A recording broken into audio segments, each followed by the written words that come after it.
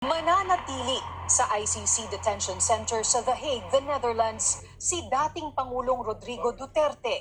Yan ang utos ng pre-trial chamber matapos ibasura ang hiling ng dating Pangulo para sa interim release o pansamantalang paglaya. Ikinatuwa ito ng mga pamilya ng mga biktima ng war on drugs. Malaking gaan at aluwan sa pakiramdam ng mga biktima na hindi makakauwi si Duterte habang may trial pa siyang hinaharap. At natutuwa kami na ang desisyon ay malinis, pulido, malinaw. Sa 23 pahinang dokumento, inilatag ng pre-trial chamber ang basehan ng desisyon nito.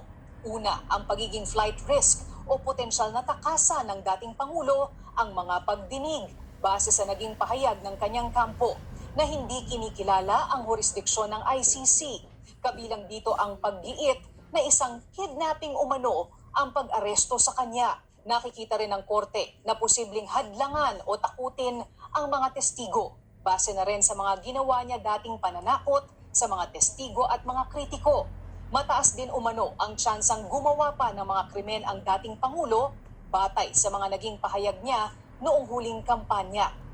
Wala rin umanong sapat na humanitarian grounds para sa pansamantalang paglaya dahil maayos ang ibinibigay sa kanyang medikal na pangangalaga sa loob ng detention center.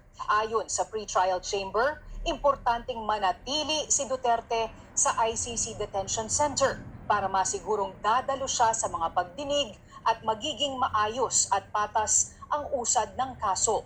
Wala pang pahayag si Vice President Sara Duterte, pero ayon kay Lead Defense Counsel Nicholas Kaufman, iaapila niya ang desisyon.